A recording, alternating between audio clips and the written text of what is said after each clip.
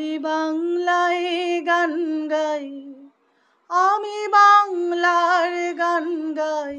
পরিবারের সাপোর্ট না পেলে একটা মেয়ের জীবন নির্ভর করে। বলছি এই কথাগুলো। আমি একটি বিদেশি ম্যাগাজিনে লেখালেখি করি, ওয়েলিংটন জার্নাল, যেটা নেদারল্যান্ড থেকে প্রকাশিত হয়।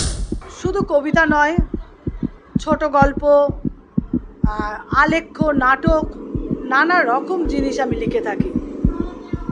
কবিতা হচ্ছে আমার ভেতরকার অন্তরের স্পর্শ। একজন মেয়ে বা একজন নারী প্রতিষ্ঠা পায় তখনই যদি তার নিজের লোকজন ভালো হয়।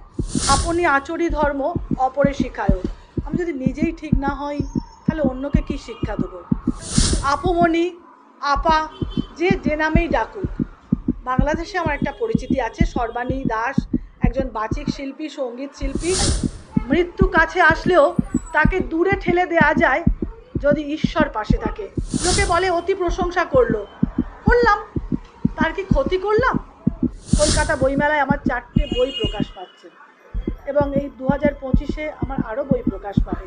তো গৃহবধূ নয়, গৃহবধূ ছাড়াও যে আমি সোশ্যাল ওয়ার্ক করে থাকি, এই যে অনুষ্ঠানে গিয়ে থাকি, লেখালেখি করি, সব কিছু 10 হাতে সামলাই বলে আমাকে বঙ্গবধূ, বঙ্গনারী, বর্ষসেরা বঙ্গনারী পুরস্কারে পুরস্কৃত করা হয়। আমি মোহনবাগান সাপোর্টার। মোহনবাগানের জন্য আমি মনে করি আমি যদি বসি, মোহনবাগান একটা গোল দেবে। সিনেমা দেখি না, সিরিয়াল দেখি না, ওই শাশুড়ি বউয়ের ঝগড়া আর কুটকচালি আমার একদম ভালো লাগে না।